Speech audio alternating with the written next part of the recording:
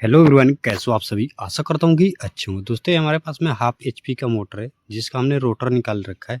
इसके oil seal और wiring दोनों को चेंज करना है।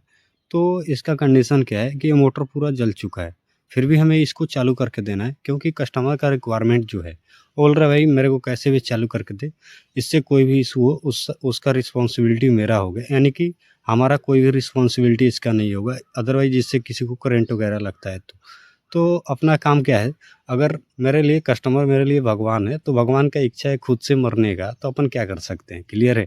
तो चलो मैं फटाफट से पुलर की सहायता से इसके बैरिंग को खींच लेता हूँ। क्लियर है। उसके बाद से हमें क्या करना है, इसके बैरिंग को चेंज कर देना है। आप खींचोगे आसानी से निकल जाता है, बट क्या है इसके गैप में थोड़ा सा बैठ रहा है।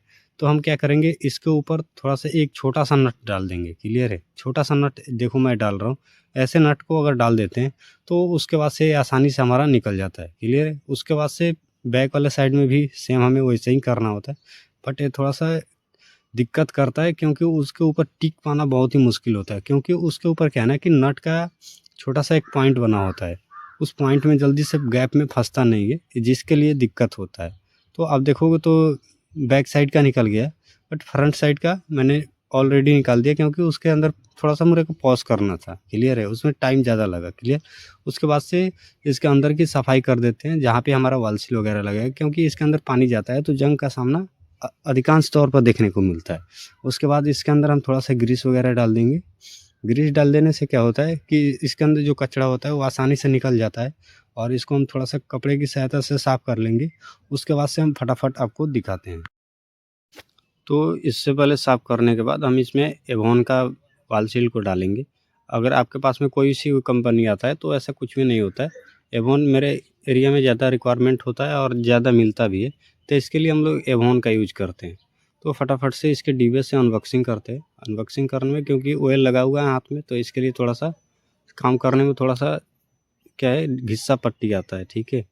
तो सबसे पहले इसके हम बैक वाले साइड को डालेंगे। पत्थर का साइड ऊपर रहेगा और इसके उंगली में फंसाकर इसको अंदर डाल देंगे ताकि आसानी से जाकर बैठ जाता है।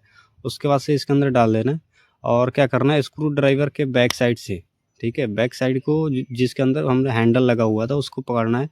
उस साइड से इसको पकड़ के थोड़ा सा ठोक देना होता है कि आसानी से बैठ जाए। उसके बाद से इसको डालना है और इसको थोड़ा थोड़ा सा पुश करते करते हमें अंदर डालना है, तो आराम से ये बैठ जाता है इसके अंदर शेप में। ठीक है। देखो बैठ गया है। उसके बाद से हमारा आ जाता है वाल सील। वाल सील के ऊपर हमें क्या करना है, थोड़ा थोड़ा सा ग्रीस वगैरह डालना है।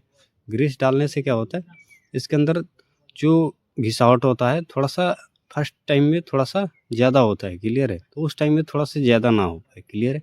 उसके बाद से हम थोड़ा सा इसके ऊपर क्या करेंगे, एक छोटा सा जो कूलर मोटर का वाशर होता है। क्लियर है। उस वाशर में से एक को डालेंगे, एक को डालेंगे। क्लियर है। क्योंकि अगर अपने हिसाब से एक्सपीरियंस के हिसाब से हम देख लेते हैं। उसके बाद से इसको क्या करना है, इसके जो इसका इम्पूलर है, ठीक है, इसके इम्पूलर को हम आसानी से इसके ऊपर कस देंगे और आसानी से इसके अंदर बैठा देंगे। तो चलो मैं फटाफट से इसको कर लेता हूँ।